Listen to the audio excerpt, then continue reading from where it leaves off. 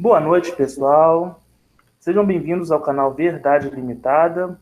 Hoje a gente vai estar fazendo aqui no canal a Sexta Ufológica, que é uma programação do canal Olho de Rapina e que hoje, especialmente, está sendo feita aqui. E temos a participação especial dos nossos convidados Marco Leal, o João Marcelo e o Clésio do Alienates, que vão estar falando sobre o caso Varginha. Então, pessoal, eu vou estar passando aqui a palavra para os convidados estarem cumprimentando vocês, começando pelo Marco Leal, que é a primeira vez que ele vem aqui no nosso canal. Marco Leal, pode ficar à vontade aí para dar um alô para a galera. Opa, gostaria de agradecer a oportunidade de estar aqui, né, para a gente falar um pouco aí sobre as últimas pesquisas do caso Varginha, né, agradecer ao João Marcelo também por ter me convidado, o Clésio, né, também, e a todos vocês do canal, né, e vamos tentar aí responder aí algumas das dúvidas sobre esse caso tão misterioso aí, que foi o caso ET de Varginha, né.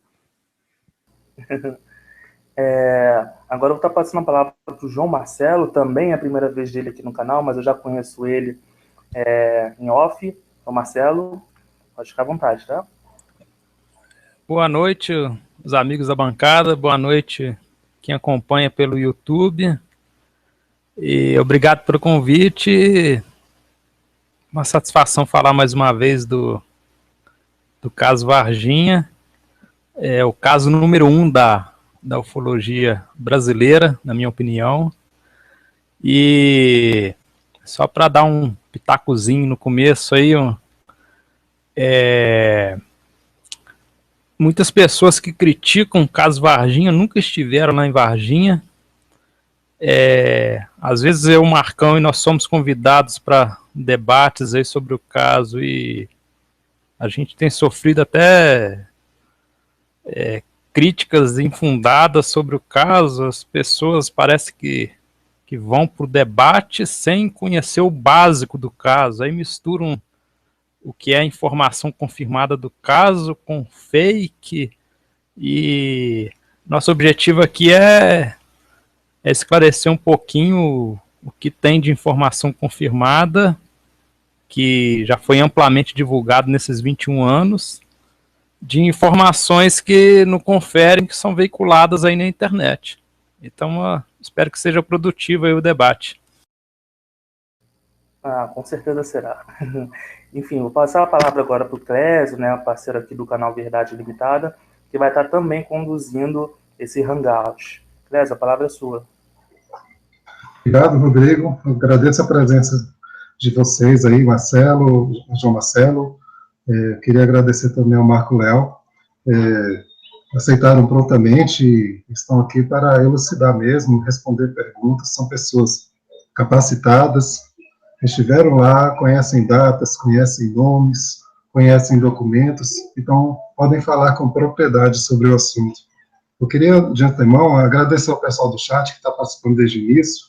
Eu vou mencionar aqui, tá, Rodrigo, rapidamente? Pode ficar à vontade. Queria agradecer ao Olho de Rapina, que está acompanhando aqui, a Jack, o KSP Brasil, Francisco Valdir. Queria agradecer também ao pessoal aí que está sempre com a gente, Adriana Ramon, né? Muito obrigado mesmo pela sua presença aí, não somente aqui, né, mas também lá no nosso canal Alienates. O Alessandro Oliveira, o Sistemático, Eduardo, obrigado pela presença aqui. Enfim, obrigado a todos vocês. Coloquem as perguntas, a gente tentará responder aí, à medida do possível. E eu passo agora, né, para o nosso convidado, Marco Leal, além do João Marcelo, que vai falar logo depois. Pode iniciar, fique à vontade, Marco.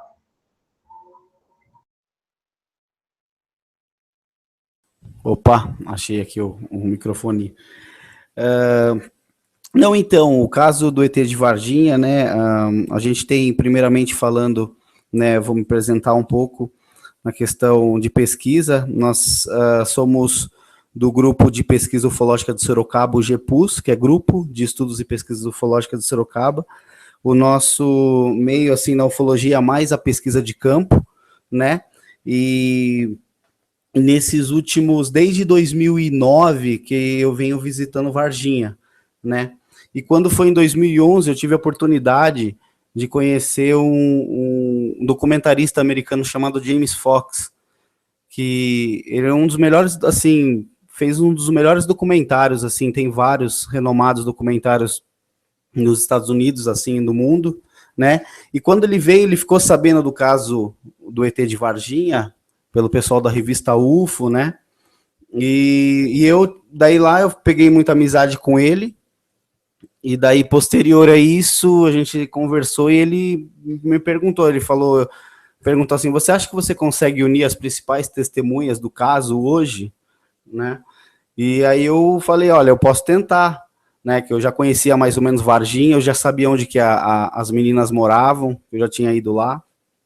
E daí eu fui tentar, daí de repente eu não sabia que ia realmente rolar. E daí de repente a National Geographic, juntamente com ele, entrou em contato, que eles iam fazer uma série chamada Chasing UFOs, que era para ser uma concorrência do Caçadores de OVNIs da History, e no caso, eles queriam fazer um dos episódios, que foram na base de 11 a 12 episódios, vieram aqui no Brasil para filmar o caso Varginha, né, só a história. E daí, no momento, a gente esteve lá, e a partir daí, nós tive mais contato com as principais testemunhas, a gente conseguiu colocar elas em 2012, que foi lançado esse Chasing no UFO. Se vocês procurarem no YouTube, vocês vão achar, né, tem um episódio do Brasil. Eles retratam vários casos, assim, até mundiais, famosos, espalhados aí pelo mundo, na verdade, focando mais nos Estados Unidos.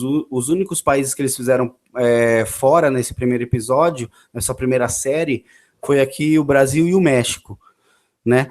Porém, quando nós estivemos com eles aqui, o próprio James Fox, né, a gente não gostou muito, depois conversando assim, ele sabendo como que estava sendo produzido pelos produtores, estava sendo mais uma coisa de entretenimento, algo também meio falso, assim. Por exemplo, a gente filmava lá num camping de um hotel, daí o pessoal, tipo, no Chasing UFOs lá, a ideia era para passar, nós estamos aqui na floresta amazônica, num ponto, né, no Brasil, como se daí eles foram, como se eles pegassem o rafting, daí a gente foi gravar num rafting, como se tudo tivesse uma coisa fake.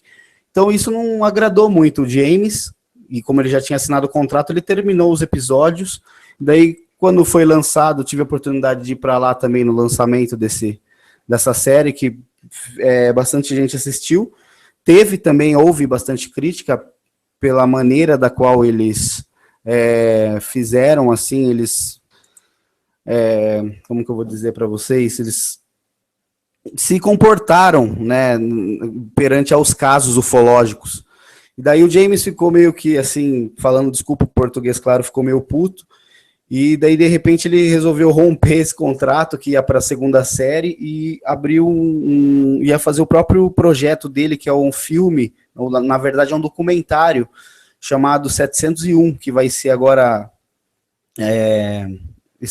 para estreia agora no começo de 2018.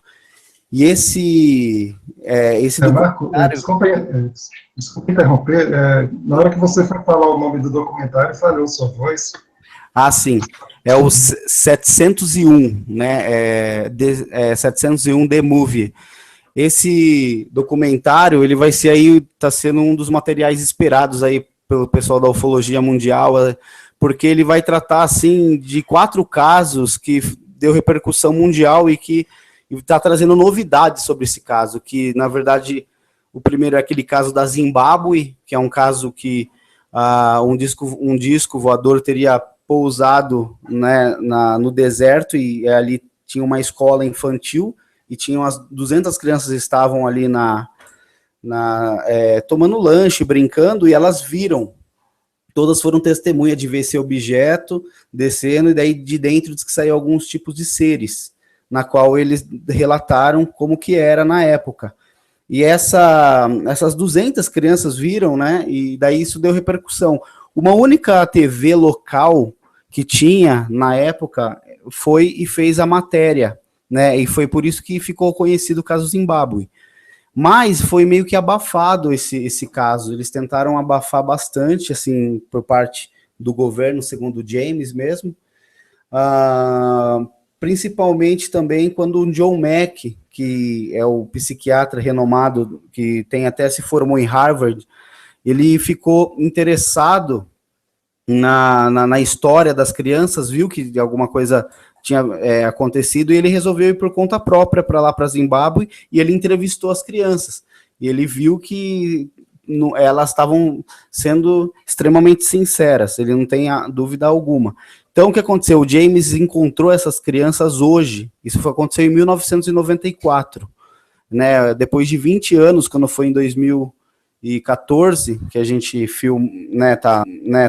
começou a filmar o projeto do filme, ele conseguiu localizar essas crianças hoje e trouxe, daí eles contam, né, hoje como que foi realmente aquilo, né, e daí vai unir um outro caso também no filme, no documentário, que é o caso do Zamora, né, que é um caso do Novo México, do policial que estava perseguindo um outro carro, e daí de repente ele viu um objeto passando assim, perto do carro dele, ele resolveu parar assim a perseguição e seguir onde o objeto parece que estava bem baixo, daí o objeto pousou, né, no solo. Ele viu, na hora que ele chegou no local que pousou, ele observou duas criaturas, né, e na verdade, nessa época, esse caso teve até marca de sapata. Daí ele viu dois seres para fora do objeto e depois viu quando os seres entraram e meio que decolaram. Então, na época, ele ficou extasiado, daí veio a Força Aérea Americana e o James conseguiu um documento oficial da Força Aérea Americana comprovando até a sapata que esse objeto tinha deixado. E eles tentaram abafar. E ele está trazendo novidades que nunca foi exposto sobre o caso Zamora também, com a esposa, né, que era a ex-esposa desse senhor Zamora, que já faleceu. E o outro caso é o caso do famoso piloto Kennedy Arnold, que foi o piloto, né, que avistou lá em 46, lá, os 21 OVNIs, né? Então, vai ser assim um documentário bem... E o caso Varginha, né? Claro que ele ficou bem interessado, achou que quando ele entrevistou as meninas pela primeira vez aqui em 2012, ele já percebeu que, quando ele entrevistou todas as testemunhas, na verdade, já percebeu que algo tinha realmente de verdadeiro ali, né? Ele então voltou com tudo, e daí em 2014 a gente conseguiu unir, aí conseguir mais o depoimento de algumas pessoas novas do caso, né? E também a Marta Tavares, que é a irmã do Marco Elixerese, que foi o soldado que veio a falecer depois. Então, o caso Varginha, depois que a gente, depois que eu tive em loco lá pesquisando, a gente percebe, eu mesmo tinha muitas dúvidas em relação a certas coisas, daí lá a gente vai meio que unindo, então eu chamo o caso Varginha de um quebra-cabeça muito grande, né? E a gente vai pegando fragmentos dessas peças pequenas e vai tentando montar esse quebra-cabeça muito grande, né, que é o caso do ET de Varginha. É lógico que, como virou um caso de repercussão nacional, existem muitos boatos que foram explanados, coisas absurdas, né, que não corresponde à realidade. Então, o que nós tentamos pautar aí é realmente o que realmente aconteceu lá, os fatos, e montando esse quebra-cabeça, né, junto com o grande trabalho do Marco Antônio Petit, que é o ufólogo aí que lançou o livro até Varginha, Revelações, né, Novas Revelações, que é um livro incrível, que traz realmente os bastidores do caso, né, e a gente teve a oportunidade de estar em loco lá, né, estando com a maioria das testemunhas civis, né, e o João Marcelo também, que está aqui no canal, ele na época ele pode falar que ele esteve lá em Varginha em 96, logo depois do ocorrido, fez parte da equipe de apoio dos principais investigadores da época, né? E gostaria de... Você quer mencionar alguma coisa, João? Falar um pouco da época? Na época eu conhecia já o Birajara Rodrigues, que foi quem descobriu o caso Varginha desde 1994. E aí eu e um colega que na época, um ufólogo também, Marcelo Moreira, de Juiz de Fora, nós fomos convidados para aquela histórica reunião de 4 de maio de 1996. E o que eu posso dizer é o seguinte, foi uma reunião histórica, incrível, as revelações ali se sucedendo. Naquele dia da reunião, o Vitório Pacatini e o Petit gravaram em vídeo depoimentos de um militar da ESA. O militar deu o nome de todos os militares que participaram que pegaram a criatura em Varginha, levaram para a ESA e posteriormente da ESA para a SpaceX. E, conforme eu digo, tudo está documentado, é um caso que não tem paralelo na ufologia mundial. Muita gente pergunta, o maior caso do Brasil, Operação Prato ou o caso Varginha? O caso Varginha é muito superior à Operação Prato, por várias razões. Uma delas, a Operação Prato envolveu somente a Força Aérea Brasileira. O caso Varginha envolveu Corpo de Bombeiros de Minas, Polícia Militar de Minas, Exército Brasileiro, Força Aérea Brasileira, Agência Espacial Brasileira e Unicamp. O caso Varginha houve a captura de pelo menos duas criaturas, uma delas viva. No caso Varginha houve a queda de um objeto e o recolhimento dos destroços. Então, quer dizer, é um caso, a meu ver, bem superior ao caso da Operação Prato e, meu entendimento, é o caso número 1 da ufologia brasileira. Alguns canais no YouTube, algumas pessoas, na minha visão, para atrair holofote, atrair views para o canal, sem fundamento nenhum, sem argumento nenhum, sem embasamento nenhum, dizem que o caso foi uma farsa, que é um absurdo. Você tem depoimento de militar dos bombeiros que participou diretamente da captura da criatura. Você tem depoimento de militar do Exército que participou de toda a operação. Você tem depoimento de quem estava dentro dos hospitais. Você tem depoimento, informações de dentro da Agência Espacial Brasileira, de dentro da Unicamp. E documentos também que comprovam as contradições, as mentiras ditas pelo Exército, por exemplo, pelos hospitais. Como o Marcão disse, é tudo um quebra-cabeça. Acredito que a gente tem aí uns 40% pelo menos de tudo que aconteceu, e a gente tem a esperança de que com o passar dos anos, aquelas pessoas que estiveram envolvidas em tudo, principalmente os militares, conforme eles foram indo para a reserva, forem já no fim das suas vidas, eu acho que muitas informações vão vir à tona como vieram à tona no caso Roswell.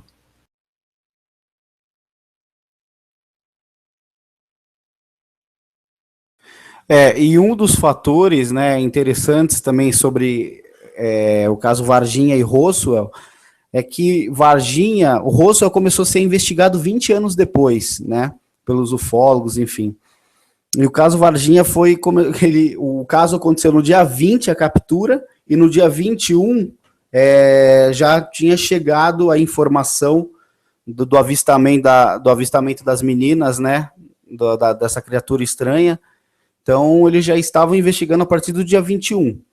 E daí ali foi captado, naquele ano mesmo, de 96, muitas informações novas, que aí montou aí um pouco do quebra-cabeça do caso, que como o João disse, a gente acredita que tem somente 40% hoje que corrobora, né, esse material todo que os grandes pesquisadores principais fizeram na época, né? Então a gente queria abrir aí, né, Clésio, para perguntas, de repente, pessoal. Eu já tenho algumas perguntas aqui que o Rodrigo anotou para nós. Ele colocou, inclusive, aqui no nosso chat interno. A Adriana Ramon pergunta: eu gostaria de saber se houve por parte da ufologia uma classificação. Acredito que ela esteja se referindo ao caso, né? Uma classificação, acho que... Quanto à tipologia, imagina, a tipologia do suposto, né? A gente não tem certeza, né? Mas a criatura, né? Como sendo extraterrestre, qual seria a classificação? Então, na verdade, isso também é uma coisa que se fala muito, né? Muitos pesquisadores na época encararam essa criatura do ET de Varginha como algo mais animalesco. Porém, depois de, assim, nesses últimos anos, assim, eu tá tendo a oportunidade de conviver, assim, com as principais testemunhas, né? Eu sempre estou lá em Varginha, então sempre conversei com elas, realmente. Hoje, depois que passaram todos esses anos, a gente consegue entender parcelas do caso ali delas, né? Por exemplo, coisas que aconteceram ali antes, que ela não, na época do calor da coisa, não foi exposto, né? Então eu tenho quase certeza perante a conversa com elas que essa criatura que elas avistaram, ela tinha meio que uma estrutura parecida com humana na parte das pernas, né? Ela só tinha o pé bifurcado. E o que acontece? Essa criatura, pelo que a gente entende, ela teria mais uma fisionomia voltada também para ser humano, mas ali a biologia dela totalmente totalmente diferente do que a gente, né, desconhece. Foi por isso também que causou grande pânico ali no momento que elas avistaram ali. E a Kátia, que praticamente, que eu acredito que foi a moça, a menina na época, que mais viu a criatura, porque no momento que as meninas viram, a Liliane e a Valquíria correram, elas voltaram ainda para puxar a Kátia. Então a Kátia fala que no momento que ela estava até com umas sacolas na mão, que ela estava voltando, né, ali do serviço que ela foi fazer numa casa e tinha convidado as duas irmãs, ela fala que no momento, ela falou bem assim, né, nessa conversa mais tranquila com ela, que no momento que ela viu aquela criatura, quando a Liliane gritou, que foi a primeira, falou: gente, olha ali, né, o que é aquilo? Aí viu, as meninas já gritaram, as duas já foram saindo correndo, e ela fala que como caiu a sacola dela, tudo, ela como se um pingo fosse uma gota de água caindo na água, assim, sabe quando cai e faz aquela onda? Então meio que paralisou ela totalmente. Então ela falou que passou muita coisa na cabeça dela em frações de segundo. E depois ela correu, né, e as meninas... Daí que ela voltou ainda no local, depois com a mãe das meninas, que queria uma explicação porque as filhas dela, que na época era de menor, estava tão aterrorizada do jeito que a mãe tinha visto, né? E a mãe delas parece que aquele sentimento de mãe, algo do tipo, já, segundo ela, fala que já estava sentindo que alguma coisa tinha acontecido, e a dona Luísa já estava esperando elas meio que na esquina da casa delas, que estava preocupada com elas. Daí, de repente, ela vê as meninas brancas chegando totalmente, né, ali. Então, a característica dessa criatura, a gente leva a entender também, depois de outras parcelas do caso, que teve um médico que, na verdade, em 2004, ele veio a relatar para o Marco Antônio Petit, para o Gevaer e para o Roger Lear, mas, na verdade, porque ele era amigo do Roger Lear, então o Roger Lear veio para o Brasil e foi lá para Varginha, junto com os dois investigadores. Só esclarecendo para os leigos, né, o Roger Lear, ele é um médico que retirou vários implantes de pessoas que perceberam, né, essas protuberâncias no corpo. Ele foi lá e retirou cerca de 16 implantes, né, até os anos 90, ele tirou 16 implantes.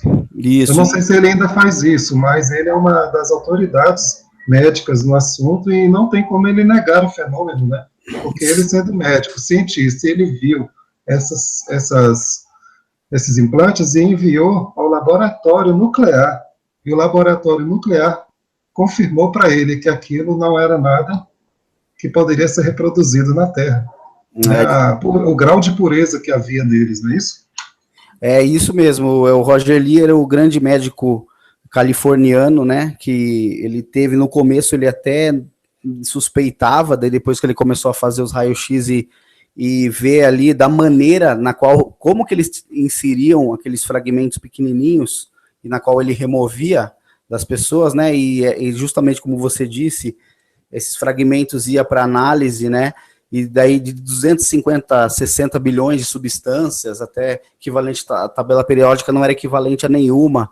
Então ele foi um grande pesquisador, um grande assim, que usou os termos até científicos dele como próprio médico, né, e retirou implantes. Então ele veio para o Brasil, ele teve lá, e esse médico seria um médico que participou de uma das parcelas do caso. Ele foi chamado na hora que uma das criaturas estava em no primeiro hospital, que foi um dos hospitais que ela passou, que foi levada, né? Esse médico, ele teria sido conduzido a uma sala, e ele, ali no momento que ele já sabia que o exército ali estava, o corpo de bombeiros, e falou assim que já sabia que era algo sigiloso, então, que eles falaram, só que ele não imaginava o que era. Quando ele se deparou com a criatura, foi ver, ele disse que ficou tão extasiado, porque ali ele tinha que fazer o exame, né, examinar a criatura. Segundo ele, disse que a criatura ela estava bem machucada, estava bem ferida, né, e no momento que ele foi ali examiná-la, ele falou que ele sentiu algo bem assim, como se algo tivesse levando a mão dele para uns locais que tinham algo que necessitava. Segundo ele quis interpretar, dizer que talvez ali naquele momento a criatura tentou de alguma maneira telepaticamente, né, passar aquele sentimento para ele ali, conduzindo ele. Só que também os pesquisadores deixaram assim bem claro também que a gente não pode afirmar que teve isso. Por quê? Porque ali a gente tem que entender que o médico também estava com uma forte emoção na cabeça, ali no momento, né, o sentimento, e deve passar várias coisas, então não dá para se confirmar se realmente houve uma telepatia, mas segundo o médico, ele fala que como se algo tivesse agindo a mão dele mesmo sozinha. Então é um caso que pouca gente sabe, porque eles não divulgaram muito isso, porque o próprio médico ele só fez uma conversa informal, graças ao Roger Lear, e no começo, quando ele resolveu falar, ele falou que era um amigo dele, e ali de frente com os pesquisadores, né, com os três, ele diz que até se emocionou ali, e veio a relatar isso, falando que foi ele mesmo que ocorreu isso, né, mas ele não poderia gravar nenhum tipo de depoimento em áudio, em vídeo, nem para tornar ele público. Então, isso ficou também como um depoimento aí para esses três grandes pesquisadores, né. Então, o que acontece? A característica animalesca desse ser que foi visto lá, o pessoal muito chamava de uma entidade biológica, que era totalmente assim, meio que animalesca, não tinha uma inteligência assim normal, mas no meu ponto de vista hoje, depois de ter conversado, né, com as testemunhas que até viram isso mais de perto, eu acredito que ela teria algum tipo de inteligência, mas não tão evoluída assim, né? Eu gostaria de fazer uma pergunta para o João Marcelo, a pergunta do Ricardo José. Ele comenta, né, que na sexta passada foi falado sobre as criaturas que teriam sido levadas aos Estados Unidos. Você poderia falar um pouco sobre isso? Sobre o fato da criatura ser levada para os Estados Unidos? Seria uma só? Seriam três? Como foi essa história? O Marco Antônio Petit, ele, até pouco tempo atrás, ele defendia que ele tinha informação até Campinas, quando houve a decolagem de um Hércules C-130 do Exército, com materiais do caso, e não sabiam, a informação parava ali. Agora, mais recentemente, ele já defende que tudo indica que as criaturas foram levadas para os Estados Unidos. Agora, na minha opinião, até mesmo porque eu tenho militares dentro da minha família, o exército brasileiro, a inteligência brasileira não seria ingênua ao ponto de entregar tudo para os americanos. Eu tenho certeza que alguma coisa ficou no Brasil. Os fragmentos metálicos foram recolhidos na Fazenda Maiolini, pelo menos uma parte, algo das criaturas.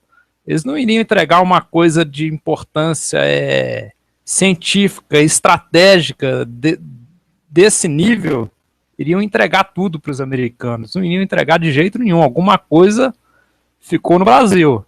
Agora, que houve uma pressão, o Marcão sabe disso, houve uma pressão enorme, uma interferência, na época,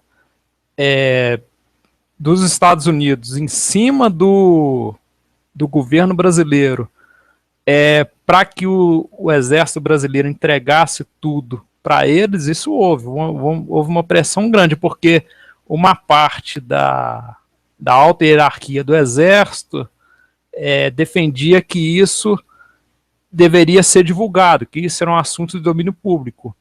Outra parte concordava com a manutenção do sigilo. E aí houve esse embate dentro dessas duas alas do exército, mas isso assim, informação que me passou na época foi o Birajara Rodrigues, ele me disse que aí chegou uma ordem que veio dos Estados Unidos, veio de fora, uma pressão de fora, e eles teriam entregue os materiais, porque tudo indica que quem deu toda a assessoria, passou a informação para os militares brasileiros foram os americanos. Tem relato de militares da USAF dentro da ESA, na semana anterior ao caso, né, que foi dia 20 de janeiro, há relatos de americanos hospedados em Varginha. Foi comprovado na época, isso foi dito para mim pelo saudoso Claudeir Corvo, que eles puxaram as placas e verificaram no Detran que havia muitos carros da Embaixada dos Estados Unidos entrando e saindo na Unicamp na época, porque a criatura estava lá aos cuidados do Adam Palhares e a equipe deles. Então, quer dizer, os americanos do começo ao fim sempre estiveram presentes. Agora, a minha opinião é que eles não seriam ingênuos ao ponto de entregar tudo, entre aspas, né, de mão beijada para eles. Alguma coisa eu tenho certeza que ficou aqui no Brasil, sem dúvida alguma. Ok. Também foi feita uma pergunta dele, no sentido do mudinho, né? Ele pergunta se só 3 pessoas viram o mudinho. Marco Léo, o que você tem a dizer sobre essa pessoa que foi confundida com uma criatura, sendo que era uma pessoa do convívio delas, até mesmo praticamente desde a infância, né? Que absurdo seria esse? Na verdade, isso foi uma das desculpas que o Exército deu no momento que ele instaurou um inquérito militar para apurar o caso, né? Eles ficaram muito bravos com o Pacatini, que tinha escrito o primeiro livro na época. Então, mas a questão até do inquérito militar, depois o João Marcelo poderia comentar até, foi mudado 3 vezes a causa ali, né? Eles mudaram, o Exército mudou 3 vezes de quem seriam ali as versões, de quem seriam as criaturas, e uma das que ficou mesmo foi o mudinho, que seria um deficiente mental, que as meninas conheciam desde pequeno, inclusive a dona Luísa, como ela fumava, ela dava cigarro para ele, para o mudinho que fica agachado. Então eles quiseram colocar que, no caso das meninas, para o encobertamento do caso, para encobertar, que o que as meninas tinham visto, na verdade, não se passava desse deficiente, na qual elas já conheciam desde criança ali, né? Elas sempre passavam para ir para a escola, vinha o mudinho, ele é meio conhecido ali na região. Então, eles tentaram aí acobertar, mas fizeram aí, vamos dizer, essa coisa que deixou assim para os ufólogos até, né, João? Que fala um pouquinho do inquérito, da questão dos anões também, que eles mudaram. A primeira manifestação pública, a primeira, vamos dizer assim, resposta oficial do Exército sobre o caso foi no dia 8 de maio de 1996. Houve a reunião dia 4 de maio de 96. Os nomes dos militares foram citados pelos ufólogos. Aí a ESA convocou uma coletiva de imprensa para o dia 8. E aí nessa coletiva de imprensa eles não deixaram ninguém perguntar, não foi aberta para perguntas. Os militares estavam armados na entrevista, não sei, talvez uma forma de querer intimidar os jornalistas. Um dos presentes era o Major Causa, você se lembra desse nome, Major Causa, estava nessa coletiva. Eles disseram que não tinham relação nenhuma com o absurdo que os ufólogos estavam defendendo. Nenhum material da ESA tinha ido a Varginha, quer dizer, nenhum caminhão do Exército tinha ido a Varginha, que não tinha nada, não tinha ligação, não tinha relação nenhuma com os absurdos que os ufólogos estavam dizendo. Aí, alguns meses depois, o repórter investigativo do Discovery, o Bruce Burgess, que é o mesmo produtor do documentário Dreamland, ele estava produzindo um documentário sobre o caso para o Discovery. Ele procurou o assessor de imprensa na época da ESA, e aí o Major Causa, que o mesmo que estava nessa coletiva de imprensa de maio, ele disse perante as câmeras que ele até comete um deslize. Você vê que ele está visivelmente nervoso nessa entrevista. Vocês podem procurar esse vídeo, tá no YouTube, tá no meu canal, a explicação mais hilária para o caso Varginha, o nome do vídeo. Ele diz que o que ocorreu foi o seguinte: o Exército mudou a versão. O Exército disse que tinha um caminhão do Exército na cidade e que eles resolveram prestar ajuda, socorro para um casal de anões, que a anã estava grávida. Aí o Exército resolveu colocar o casal de anões no caminhão e levou até o hospital. E você veja bem, palavras do militar: o casal de anões, a anã tinha algumas deformidades, a anã grávida, hein? E aí as pessoas, nesse inteirinho aí, as pessoas confundiram a anã, os anões, com os ETs. E ele comete um deslize nessa entrevista, que em determinado momento, ele, em vez de falar anão, ele fala criatura. Aí quer dizer, foi segundo a explicação do Exército. E depois, com o IPM da ESA instaurado em 97, que foi concluído naquele mesmo ano, o Exército encerra o assunto e diz que foi o cidadão que tem o apelido de Mudinho. Aí, quer dizer, se esse repórter do Discovery ele tivesse um pouquinho mais bem informado, ele teria perguntado ao Major Causa na época: mas espera aí, você estava naquela coletiva de imprensa onde o Exército disse que não tinha nada a declarar. Aí agora você está dizendo que é um casal de anões? Por que vocês mudaram de opinião? E acho que faltou um pouquinho ali de... Acho que o Bruce Burgess não estava muito bem inteirado ali do caso, entendeu? Geralmente... E ali pareceu um ato falho ali, né? Quando ele falou criatura, foi um ato falho, né? Isso. Tem um rapaz aqui que perguntou aqui, eu estava vendo aqui deixa eu ver se eu acho aqui. Ele perguntou se ninguém tirou foto, que o hospital passou de lugar em lugar e não houve ninguém tirou foto. Uma das informações também interessante que houve sim, na verdade, é o Jacob, acho que perguntou ali. Então, o que aconteceu? Esses depoimentos que, eu acho que assim, o caso Varginha, uma das principais, assim, também evidências depois que eu tive a oportunidade de assistir 2 dos vídeos, na qual eles gravaram o depoimento desses 2 militares. O João Marcelo viu um também, né, viu um dos vídeos. Então, ali, no momento que o primeiro, na verdade, que foi o soldado, foi uma das coisas mais impressionantes, um dos relatos mais impressionantes que eu vi, porque o detalhamento que esses soldados, que os dois, pelo menos, eles dão, é incrível. Mas o primeiro que resolveu dar o depoimento, ele detalha muito mais, né? Como que foi? E num desses detalhamentos, né, como que foi que ele teria feito? Ele teria recebido a ordem, né? Ele não sabia a questão a operação do que ele estava participando, né?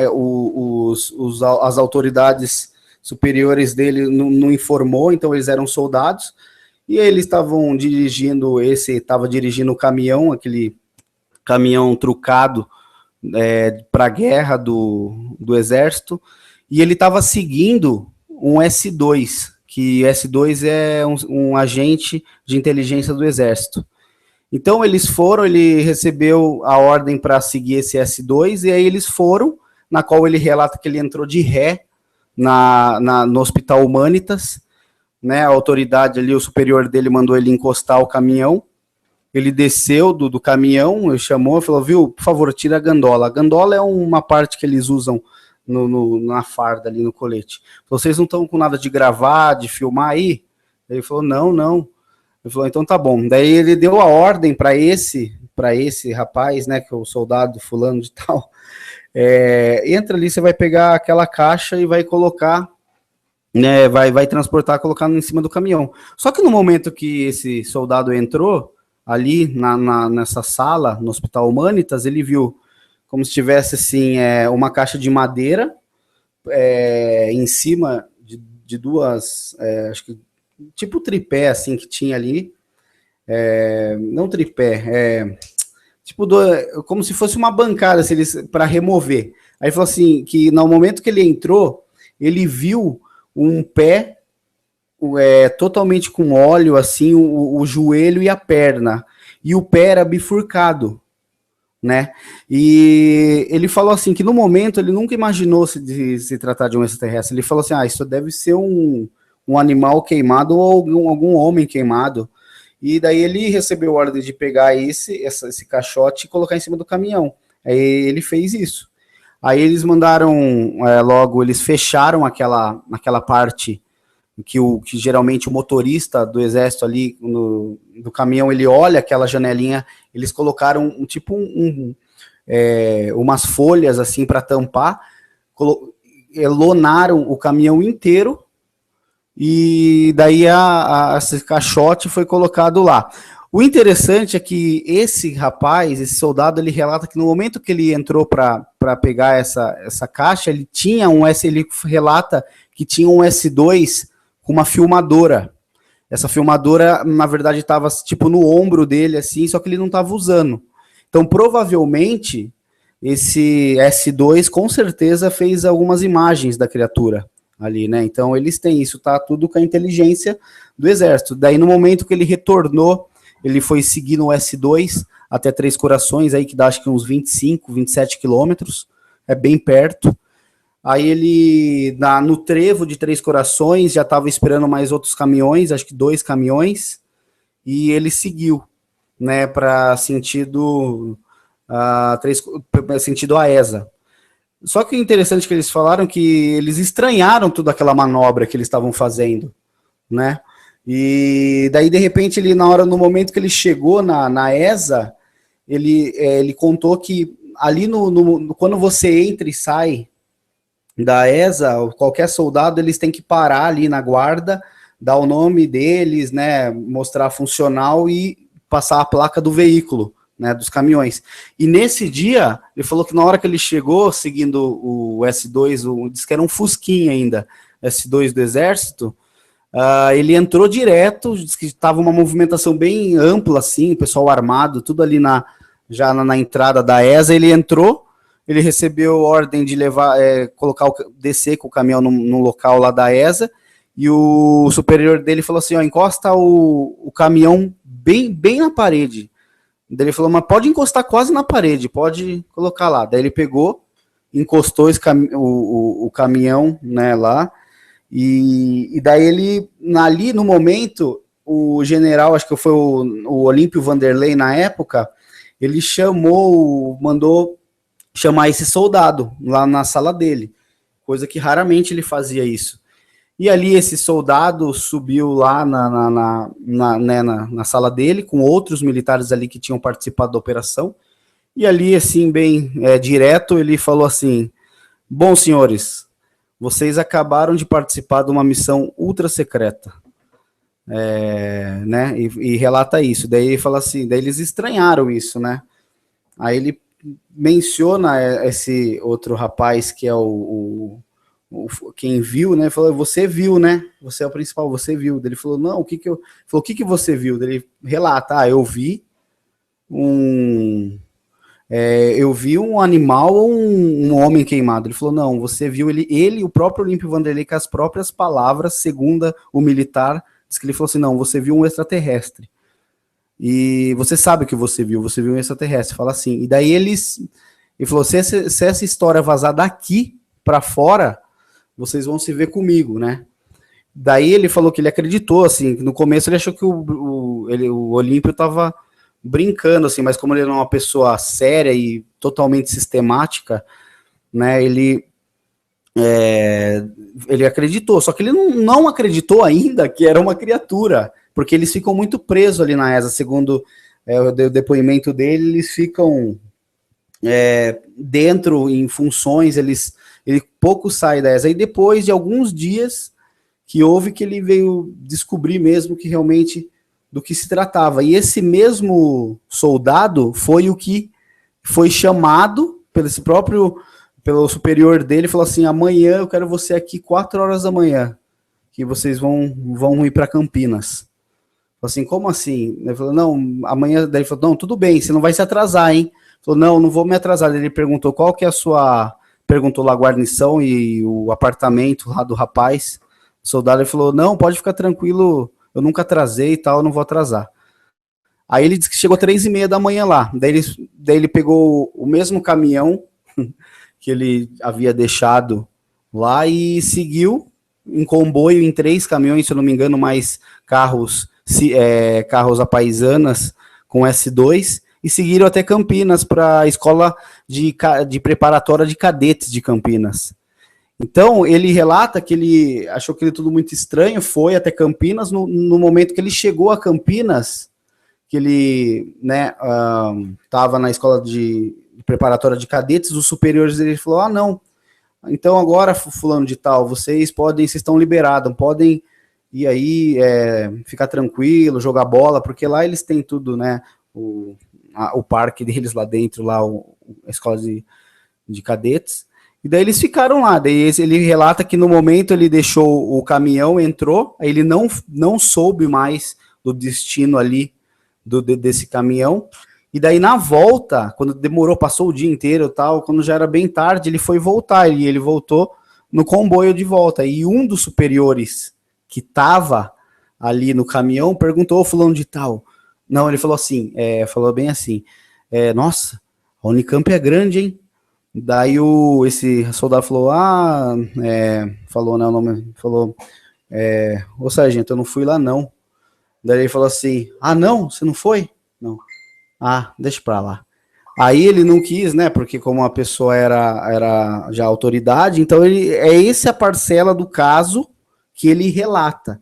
E o outro, que é mais impressionante, que viu a cabeça da criatura, né, viu ali totalmente, e você vê ali o pânico de medo que eles estão ali dando depoimento, né, eles estão assim numa preocupação, e esse relato, na verdade, esse depoimento eles gravaram no dia 4 de maio, então o fato aconteceu no dia 20 de 96, no dia 4 de maio eles procuraram, acho que o Pacatini, e o Pacatini que tinha ali, que foi o grande cara que conseguiu aí as fontes, né, os militares, a maioria da ESA, né, então eles gravaram isso no dia 4 de maio, e eles deixaram claro que eles só estavam gravando aquilo lá também por causa que eles temiam a vida deles lá, eles estavam recebendo várias ameaças lá dentro, até tinham sido presos, né? E daí aconteceu vários outros fatores que daí são muitas informações, né? Que vai levando, então você vai montando aí esse quebra-cabeça. Então, uma pergunta recorrente é quantas criaturas eram ao todo? No acidente, no transporte, avistadas? Ao todo eram quantas criaturas? Oficialmente eram 2 criaturas, mas se tem informações que até 5 criaturas foram capturadas. Porque houve alguns depoimentos de informantes que chegaram até para os principais ufólogos, na qual eles relatam até essas operações. Porque desde da manhã do dia 20, parece que eles já sabiam, na verdade, que alguma coisa ali estava acontecendo. Então, ele fala que desde o dia 20, na parte da manhã, uns soldados iam para Varginha com o comboio, ficava dando volta e depois voltou para Três Corações. Então eles não sabem, tipo assim, os próprios soldados estavam igual o bobo, indo com os caminhões ali, porque acho que se precisasse de alguma coisa ali na hora, eles já estavam ali. E daí quando foi a captura, que eles conseguiram capturar, daí eles chegaram, essa parte que ele fala que ele foi buscar uma das criaturas lá no Hospital Humanitas, ele relatou que teria sido nele uma criatura só, mas esses outros informantes falam que aí talvez possivelmente foram capturados 5 criaturas. Eu queria fazer uma pergunta para o João Marcelo. Também volta e meia tem sempre alguém comentando sobre isso, né? É uma pergunta até sobre a nave que caiu, a Adriana GC fez, né? Qual a conclusão que se chegou a respeito da nave que caiu, se foi realmente no dia 13, e se já foi revelado alguma coisa sobre isso? Segundo o depoimento do Eurico e da Oralina, que viram um objeto com um buraco na fuselagem na madrugada do dia 13, e aí na manhã do dia 13, o piloto de ultraleve Carlos de Souza estava indo de carro de São Paulo para Belo Horizonte para um show aéreo. Ele viu um objeto muito parecido ao avistado de madrugada pelo casal Eurico e Oralina, quer dizer, um objeto em forma de submarino com um buraco numa extremidade. Ele começou a andar por estrada de terra, saiu da Fernão Dias, entrou por estrada de terra. Ele a princípio pensou que fosse algum tipo de avião, e ele chegou na fazenda Maiolínia, onde esse objeto caiu, e o exército já estava lá recolhendo os destroços. Tinha um caminhão do exército, tinha uma ambulância, tinha um helicóptero pousado. Ele foi retirado rispidamente do local, e esses fragmentos metálicos, há informações que foram levadas para o Centro Técnico Aeroespacial da Aeronáutica, uma instalação subterrânea do Centro Técnico Aeroespacial. Eu queria voltar um pouquinho com relação à questão da filmagem. Eu estive em Varginha ano passado 2 vezes com o Birajara Rodrigues.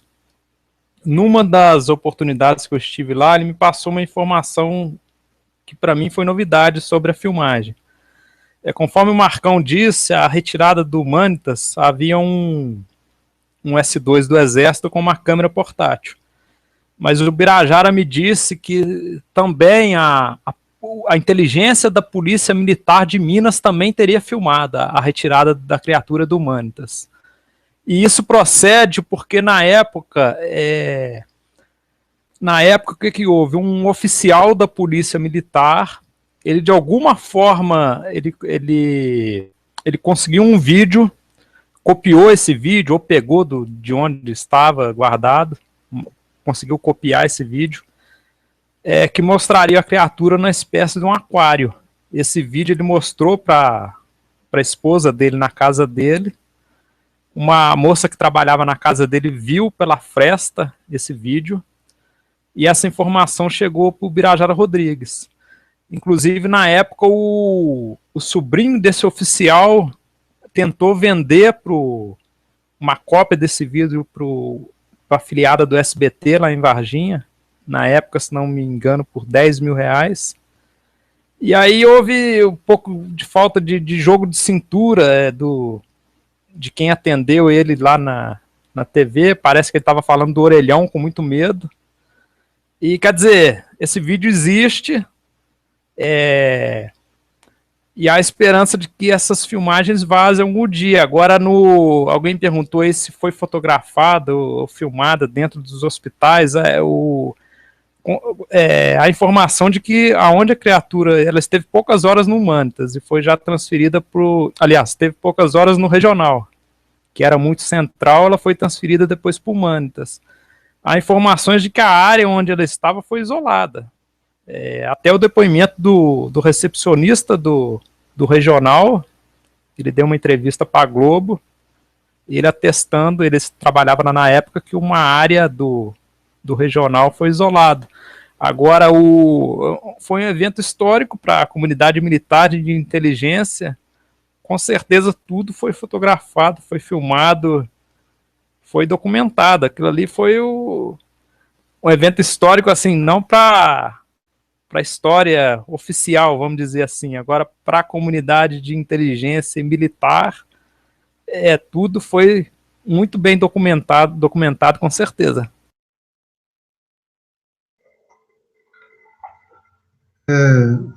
Estou perguntando, a Adriana Ramon perguntou, né, se já foi levantada a hipótese desses seres serem intraterrenos. O que vocês acham disso, de um intraterreno, como tese ufológica?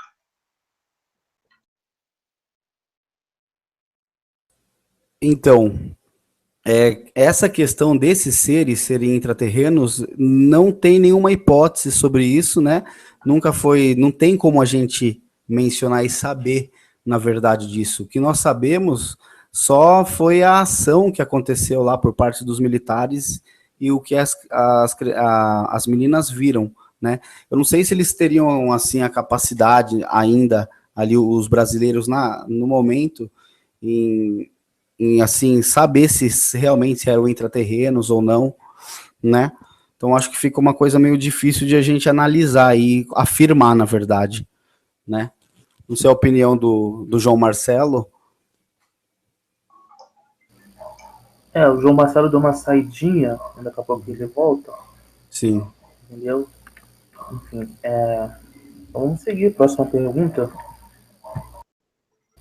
Ok. Tem algumas perguntas interessantes aqui. O Gover pergunta se as 3 criaturas ainda estavam vivas. Acho que a gente já mais ou menos respondeu, né? Vocês aí. Isso aí. Na verdade, a gente sabe que uma das criaturas, aliás, duas, aí que tá, que não dá para saber se foi a mesma criatura que o Marco Elixerez, o soldado, capturou, que foi a que o médico atendeu lá no hospital, né, regional. Porque a gente sabe que o Marco Elixerez, ele capturou uma das criaturas à mão ali, ele teve algum desentendimento até, na qual eu acho que ele tomou um arranhão e tal, e daí ele colocou a criatura no carro, no seu carro, né? Lembrando que o Marco Elixerez, ele era um P2, Polícia Especial de Varginha, né? Ele estava acompanhado com outro rapaz que era soldado também, que na verdade era superior dele, que era o Eric Lopes. Então, ele teria saído do carro, capturado essa criatura, colocado no banco de trás, e ali as autoridades pediram para ele, naquele momento mesmo, já levar direto para o hospital regional, na qual o hospital regional ali, o médico teria atendido a criatura, mas nós não sabemos também se poderia ser a criatura que o Marco Elixerez possivelmente capturou ou alguma outra, né? O Ricardo José quer saber o tamanho das criaturas. Então, segundo as testemunhas que viram, as meninas mesmo assim, elas calculam que tem quase certeza que a Kátia, né, relatando que ele tem o tamanho praticamente de uma estatura de uma mulher normal, assim, acho que um pouco menor que uma mulher assim de 1,60 m, 60 e pouquinho. Mas eles não eram tão pequenos e não eram também tão grandes. Eles tinham também uma estrutura mais ou menos parecida com um ser humano, assim, vamos dizer. Né? E tem um aqui que comenta. Sim, pode falar, Rodrigo. Então, tem uma pergunta aqui, é a seguinte: as criaturas não estavam com nenhuma tecnologia para sua própria proteção? Elas conseguiam respirar normalmente? Então, pelo que foi relatado, né, na características na qual elas estavam, acho que não. Porque assim, a gente tem que lembrar também que, de repente, como esse objeto que foram relatado por 3 testemunhas, que foi visto esse objeto em formato de submarino, mais ou menos entre submarino e charuto, que foi pelo esse piloto de ultraleve, que ele estava indo para Belo Horizonte, ele ia para um evento, e de repente ele viu esse objeto também na manhã do dia 13 de janeiro, passando perto do carro dele, e aí ele seguiu, ele achou que, viu que estava saindo fumaça, e aí ele seguiu esse local, foi da onde ele chegou no local dos destroços do objeto, que o exército já estavam praticamente ali já estavam sabendo, né? E a questão é que daí começa a vir muita coisa na cabeça. Como que eles sabiam? Como que o exército já sabia ali? O Marco Antônio Petit, em agosto de 95, na verdade, isso foi informado para ele por um informante da aeronáutica em 96, mas bem depois do ocorrido o caso, se eu não me engano, alguns meses depois de janeiro. Então, na qual ele teve um café com esse informante da aeronáutica, na qual ele levou um documento que seria um mapeamento dos radares, e que ali mostrava uma intensificação muito grande, uma intensidade muito grande de objetos voadores não identificados nos radares brasileiros. Então, a aeronáutica, eles estavam, segundo esse oficial, eles estavam já sabendo que tinha muitos OVNIs voando no espaço aéreo brasileiro, e se concentrava uma grande parte ali no sul de Minas. Então, na verdade, eles já sabiam mais ou menos disso desde agosto, mais ou menos, de 95. Então, eles já meio que estavam espertos. Voltando agora na pergunta que você fez, Clésio, que a pessoa fez, qual que foi que eu já fugiu da mente? Sobre o tamanho das criaturas, não. Sobre as 3 criaturas vivas, seria isso? Já foi respondido. Essa já foi também, né? Acho que teria sido o rapaz do Rio que... Com relação a essa questão que perguntaram, eu acho que essa pergunta, com relação à proteção... proteção, voltando, você me lembrou da proteção. Fala a sua opinião, Marcelo. João. Então, assim, o que eu vou falar aqui é um pouco opinião minha, mas eu acho que tem um certo sentido. Vejam bem, essa pergunta é muito interessante, porque quando o Carlos de Souza ele chega de carro na Fazenda Maioli, no local da queda, ele relata o quê? Ele relata cheiro de aquário, cheiro de água podre. Se você seguir em linha reta a Fazenda Maiolina em direção a Varginha, você vai passar pelo Rio Verde. Há relatos de que o Exército teria feito buscas no Rio Verde. Há essa filmagem chegou essa informação da filmagem da criatura numa espécie de aquário. Quer dizer, aí a minha opinião particular, há uma possibilidade, eu acredito que pode ter havido o seguinte: ela estava em algum meio, isso aí é especulação minha, mas vocês vão ver que tem algum sentido. Ela poderia estar dentro do objeto, a criatura, em algum meio aquoso, e quando ela quando ela saiu, foi expelida ou foi ejetada do objeto, ela ficou ali fora desse meio, aí ela teria começado a passar mal, conforme as meninas relatam que estava sofrendo, passando mal.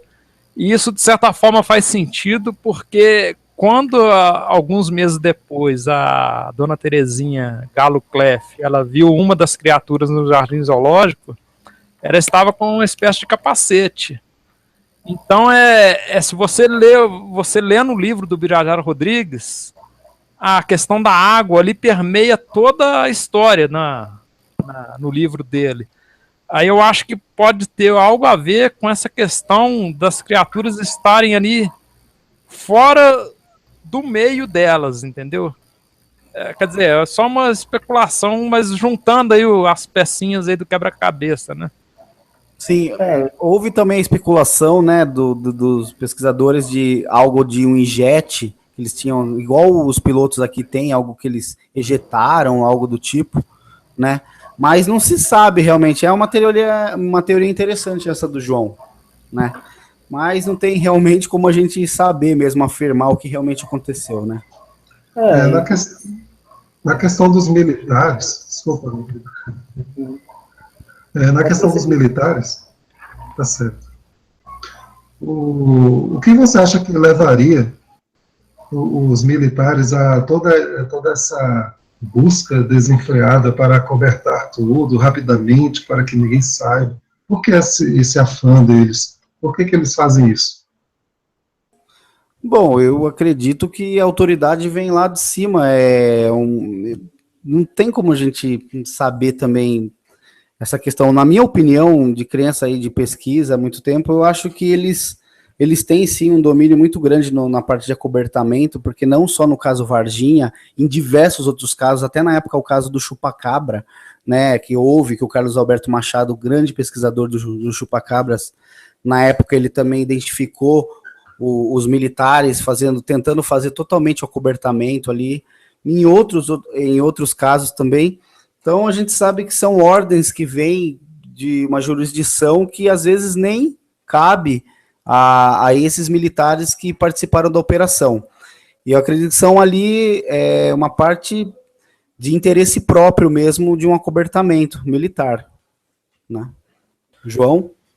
Aí tem a questão, a questão do acobertamento, ela, na verdade, se a gente voltar no tempo, ela começou em 47, vamos dizer assim, na era moderna, com o caso Roswell. A gente tem que entender o contexto em que começou, em plena Guerra Fria, e houve o interesse ali da aquisição da tecnologia para fins bélicos. Esse foi a principal motivação, a meu ver, que deu início ao acobertamento. Mas, é claro, há outras questões envolvidas. A questão energética, a questão religiosa, a questão dos militares terem que admitir que não tem controle sobre os céus, que não tem como... que são investidos bilhões em defesa, que não tem como defender a população desses objetos, que esses objetos invadem espaço aéreo de tudo quanto é país, pousam, abduzem pessoas. Isso, tem essa questão também. Agora, a questão estratégica, a questão de se tentar adquirir a tecnologia, porque com certeza o objeto que caiu na fazenda Maioline, essa liga metálica, com certeza ela foi analisada. Isso daí há o interesse de usar isso para fim militar. Como na época da Guerra das Malvinas, um caça Vulcan que foi obrigado a pousar no Rio, os militares retiraram um míssil do caça, fizeram a retroengenharia nele e desenvolveram um míssil nacional. Quer dizer, um simples míssil fizeram isso, houve essa preocupação, esse interesse em fazer isso. Imagina na queda de um objeto de origem desconhecida, na captura de seres não classificados biologicamente. Todo o interesse estratégico, militar, de defesa envolvido nisso. Vocês acham que há não vou dizer uma caçada, mas algum tipo de estratégia para tentar capturar esses objetos, justamente para poder adquirir esse tipo de tecnologia? Bom, eu acredito que exista, assim, algo deles, que eles tentam, na verdade, os nossos militares, eles já houve casos na qual eles já tentaram fazer abater UFO, e segundo uns pesquisadores, eles já conseguiram fazer isso, justamente para tentar atrair, porque tirar a tecnologia para fins militares, né? Se a gente lembrar da noite oficial dos OVNIs, na época que foi detectado aqueles vários OVNIs no espaço aéreo brasileiro, e os caças que foram averiguar isso de perto, lá em cima, eles relataram também na época que eles saíram numa velocidade assim, fora do conhecimento humano ali, né? Mais aí, que chegou a aeronave, que chegou mais e voar mais de 6.000, 7.000 quilômetros por hora, que foi detectado dentro dos radares, na época do Sindacta.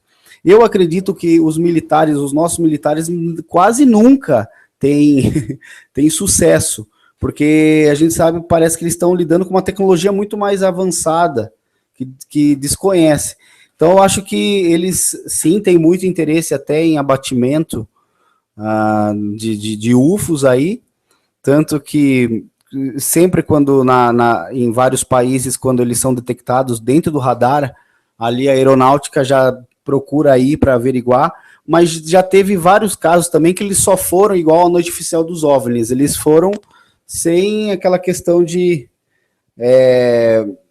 violência, né, ali foram tentar averiguar para ver do que se tratava, e não conseguiram explicação, né? Então, acho que isso, não sei, o João.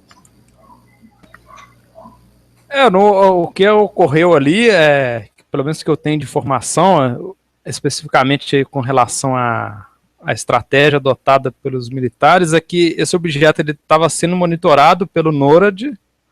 Essa informação foi passada pelos militares brasileiros, ele foi acompanhado por radar, e em determinado momento o sinal do radar sumiu e ele teria caído ou pousado.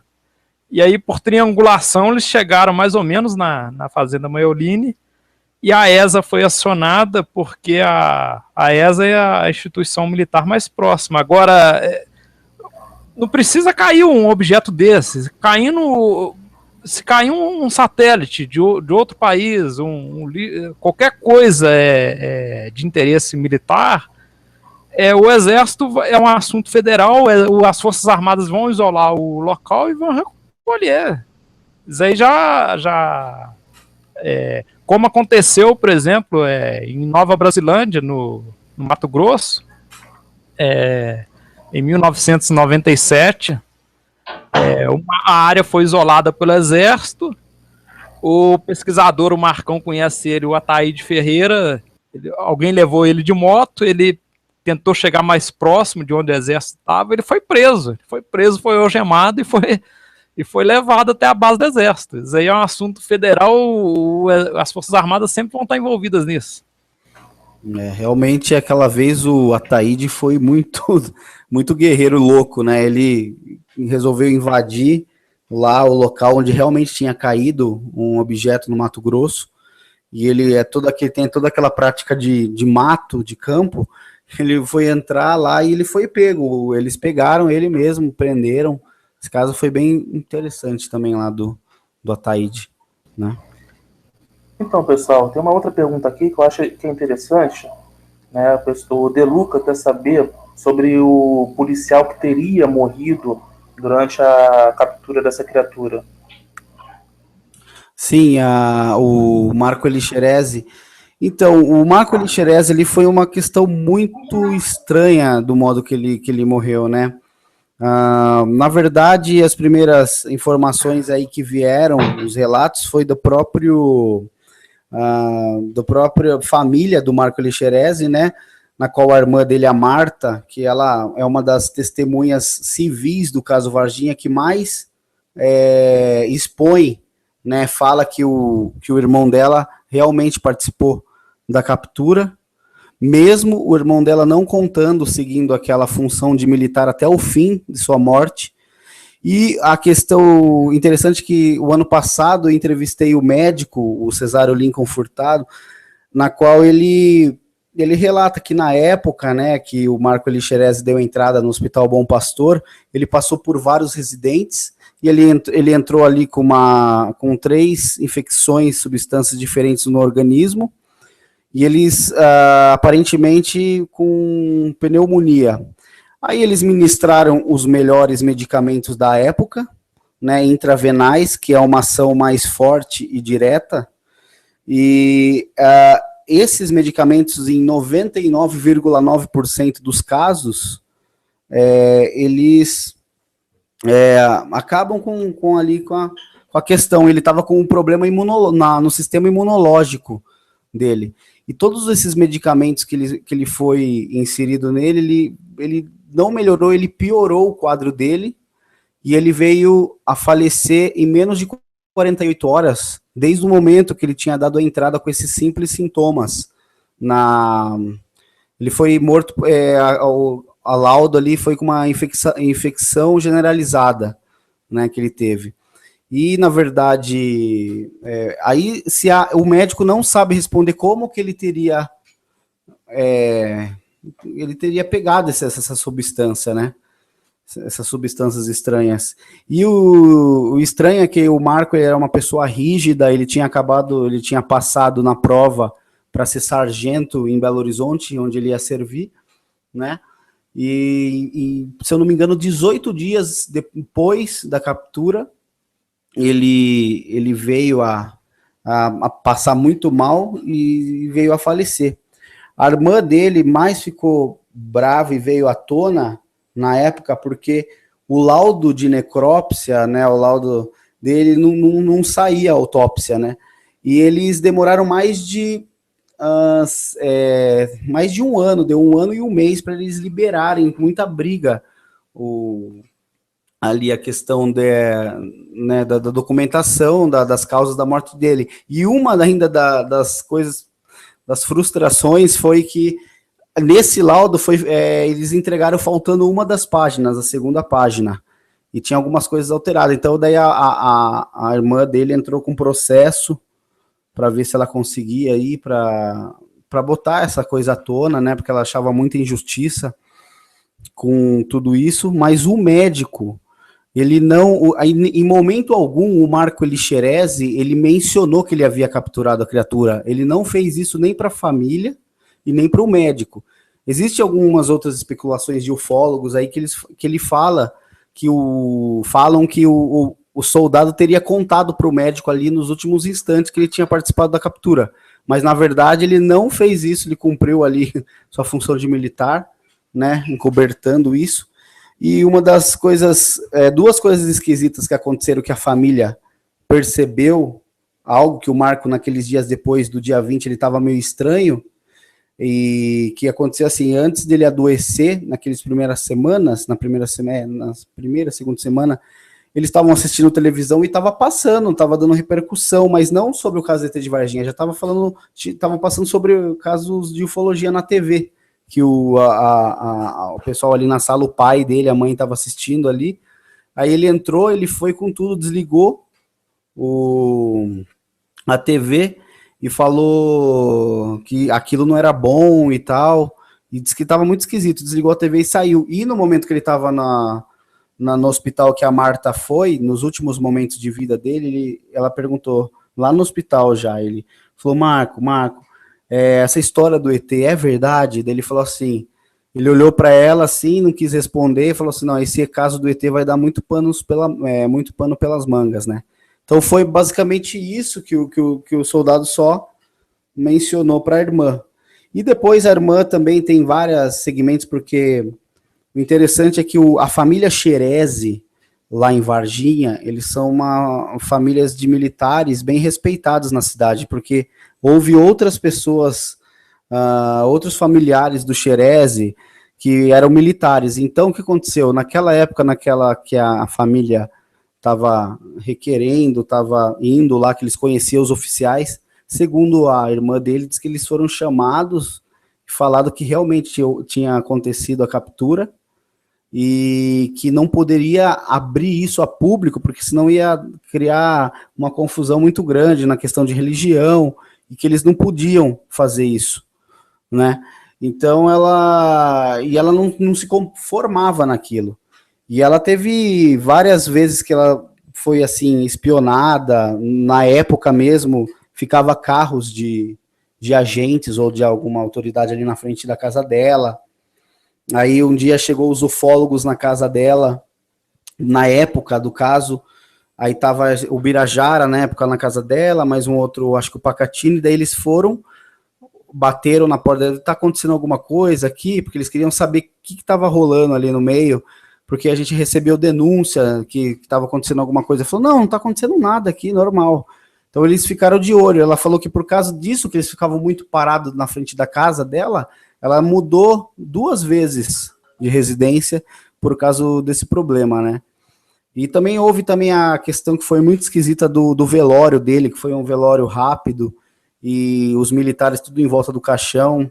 Conversei com umas testemunhas que eram amigo dele lá em Varginha, que tiveram no velório, que relataram isso, acharam muito esquisito também, né? E teve um outro senhor que relata, que é o senhor Marco Pedreira, que é nascido lá 51 anos de idade, uma pessoa idônea em Varginha também, ele relata que no momento que ele estava observando ali rápido no caixão, ele observou como se o Marco tivesse meio que verde, assim, a pele verde. Só que a gente tem que levar em consideração que, em caso de contaminação, às vezes a pele ali poderia ficar daquele modo, mas ele achou aquilo meio estranho, segundo o relato desse senhor, né?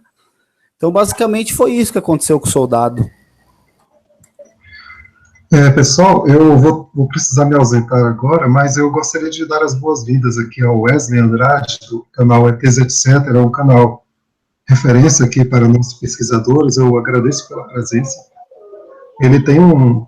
Boa noite, Wesley. Boa noite, Clésio. Vocês estão me ouvindo? Sim, estou ouvindo perfeitamente. Sim. Eu vou repassar para o Wesley daqui a pouco, só agradecendo a vocês pela presença. Com certeza esse assunto poderemos retornar a ele em outro dia, né? E apesar de eu sair agora, continuem aí, com certeza eu vou rever depois. Eu agradeço mesmo a presença de cada um de vocês e a sua presença também, Wesley. Eu admiro bastante seu blog lá, eu acompanho. Obrigado, Clésio. Eu admiro seu canal também. Obrigado. Você tem um caso interessante que você colocou lá sobre uma testemunha, né? No ano passado, uma testemunha de Varginha resolveu falar, não é? Ela, mesmo anonimamente, ela contou algo bem interessante sobre uma movimentação de caminhões em uma cidade próxima, não é isso? É isso. Por que eu acreditei, né? Porque eu já conheço a testemunha há muitos anos. Ela é uma amiga antiga e ela me contava essa história há muito tempo e eu queria passar isso para frente, né? E ela não deixava, né? Eu respeitava isso. Ela era adolescente e estava com a família dela viajando e estava indo em direção a Três Corações. E no trevo, isso foi na semana, ela não sabe precisar exatamente o dia, mas foi na semana entre o dia 13 e o dia 20 de janeiro de 1996, né, exatamente quando o caso estava acontecendo.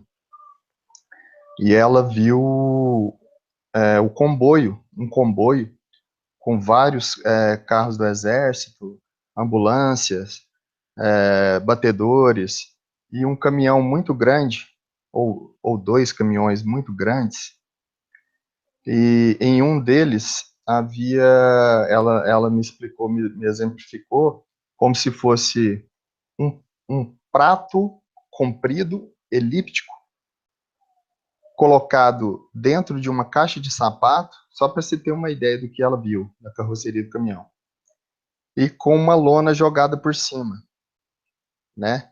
E ela falou que a lona fazia exatamente, né, um desenho assim do que parecia ser uma nave espacial.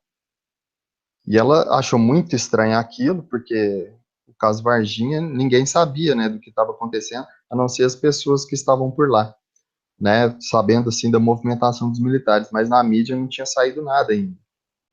E depois, quando saiu na mídia, ela fez essa associação. E quando ela estava na cidade de Três Corações, ela estava procurando algum endereço, né, que a família dela ia se dirigir.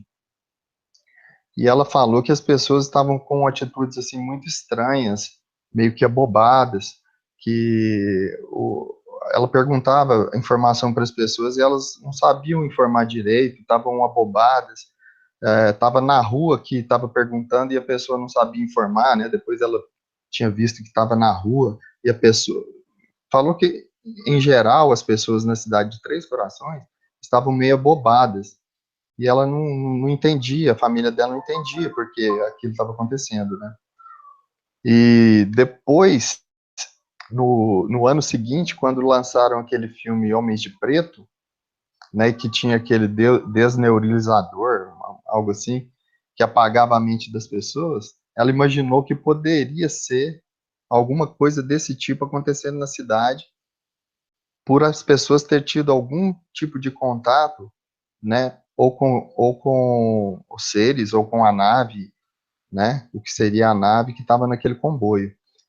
No meu canal, vocês podem ver o depoimento dela por completo, assim, eu passei só superficialmente, mas no meu canal vocês podem ver por completo.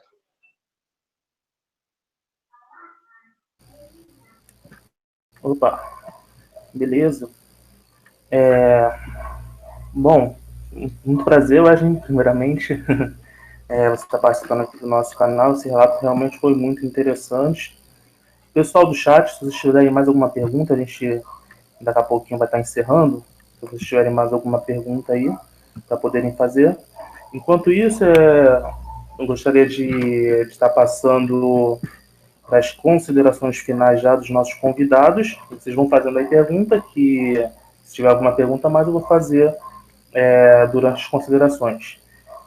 Primeiramente, eu gostaria de agradecer a participação de todos aqui da bancada, de todos do chat, do João Marcelo também, né? João Marcelo, poderia dar suas considerações finais sobre o caso Varginha também, pra gente? Eu queria agradecer aí o Marcão, o pessoal da bancada, agradecer a você, o Wesley, o Clésio, e te dar os parabéns por ter deixado a gente expor aqui sem preconceito, sem a gente sofrer, vamos dizer aí, ataque, sem a gente ser achacado, ser ridicularizado. Eu acho que o objetivo do Hangout deve ser esse. A gente expõe aqui as coisas, aqui no objetivo aqui não é religião, aqui não é uma seita, o objetivo não é converter, não é convencer ninguém. A gente expõe aquelas informações, cada um tira suas conclusões. A ufologia não é religião, não é questão de acreditar ou não. Existem as evidências, tem pessoas que se convencem com as evidências, como é o meu caso, e tem pessoas que jamais vão se convencer de que existe alguma coisa. E eu queria te dar os parabéns pelo modo como nós fomos tratados aqui. Você está de parabéns e o que precisar é muito bom chegar e ser bem recebido, nós estamos aí em 2017, a gente não ser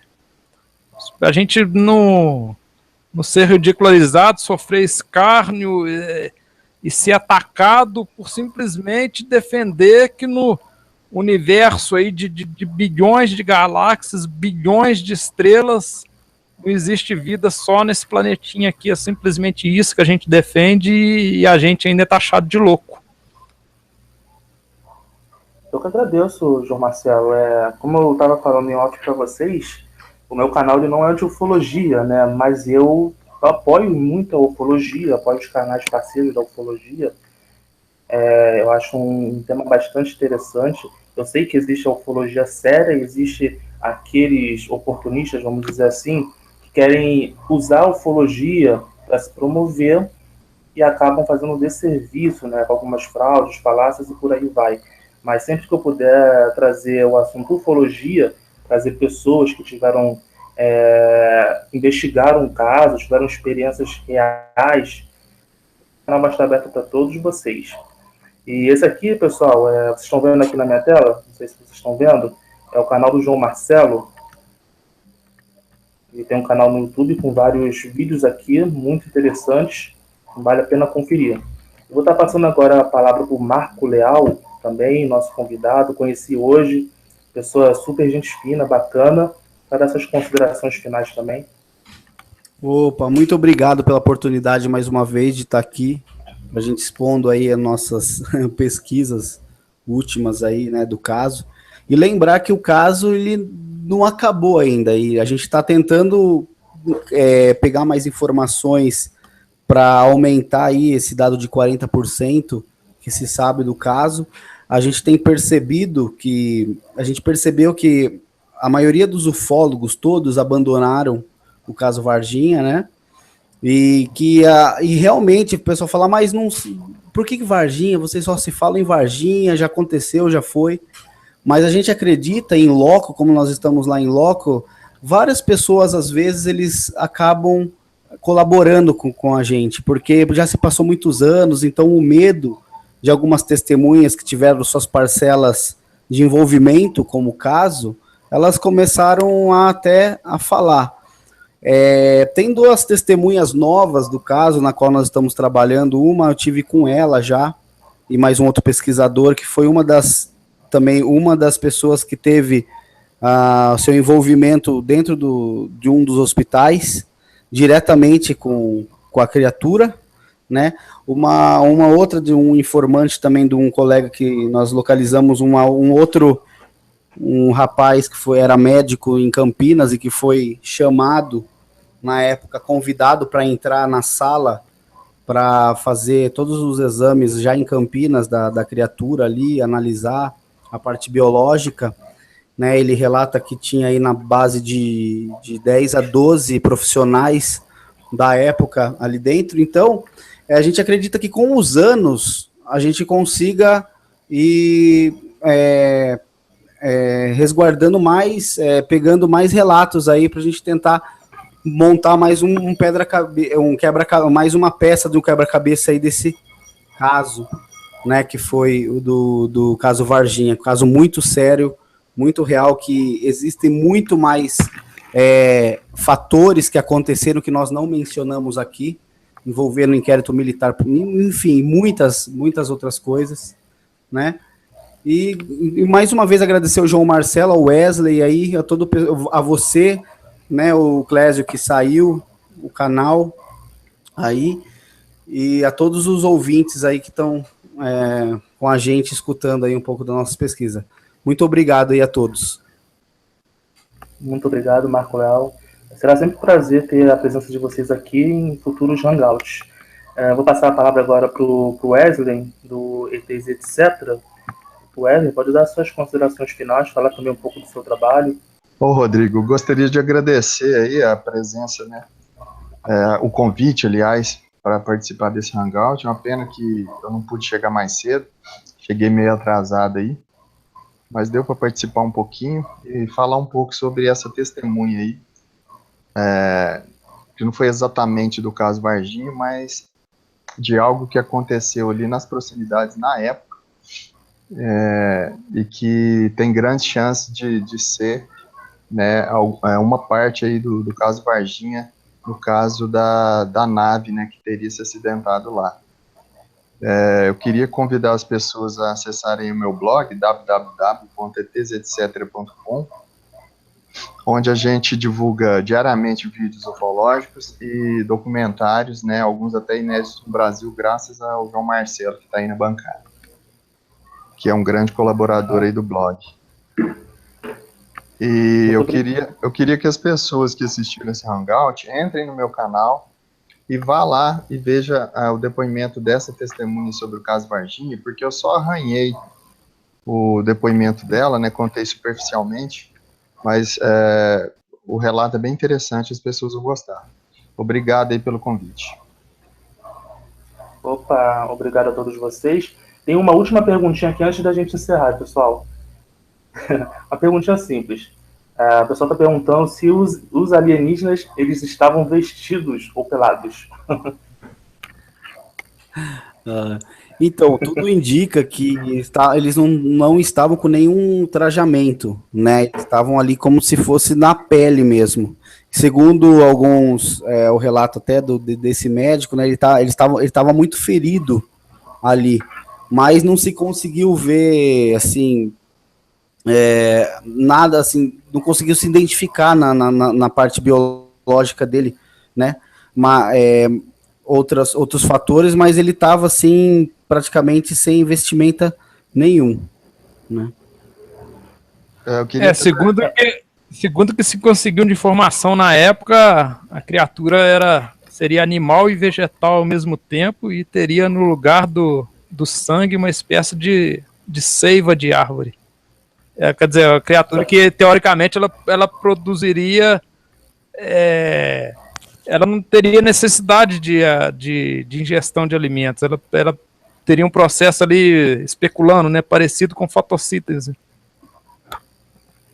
Até quando você falou a respeito da sua opinião, que essas criaturas de repente estariam dentro da água, de algum líquido, talvez dentro da nave, e ter se acidentado, talvez seja uma das explicações, né, delas não estarem com nenhum tipo de traje, não sei. Isso também essa teoria aí que eu fui montando, né, juntando os pedacinhos, também se encaixaria aí Tem sentido. Nessa questão. Porque as pessoas têm que entender o seguinte, tem um pesquisador americano, Léo Sprinkle, se não me engano, ele disse que o fenômeno UFO existe o ABC do fenômeno UFO, ele é inglês, né? Ele é absurdo, bizarro e louco. Aí quer dizer, muita coisa não se encaixa na nossa lógica, porque tudo a gente tenta compreender conforme os nossos parâmetros, conforme o que a gente conhece, entendeu? Então a gente não sabe a origem dessas criaturas, a gente não sabe, entendeu? Muita coisa a gente só tem como especular, e o fenômeno na verdade, a gente tenta respostas para as perguntas que a gente ainda não sabe formular, entendeu? Com certeza. Bom, com isso nós vamos encerrar o nosso Hangout. Pessoal, eu não poderia deixar de falar, o canal Olho de Rapina, que é o dono da programação Sexta Ufológica. Hoje esse Hangout foi feito excepcionalmente aqui no canal Verdade Limitada, mas toda sexta-feira, às 9h30 da noite, tem o Sexta Ufológica lá, com a participação também do Clésio, do canal Alienades, que é um dos caras que está ali à frente desse trabalho. Com isso, a gente vai estar encerrando. Gostaria de agradecer a toda a galera do chat que se fez presente aqui. Eu não vou falar nome por nome, porque hoje tem bastante gente, mas muito obrigado pela presença e até um próximo Hangout.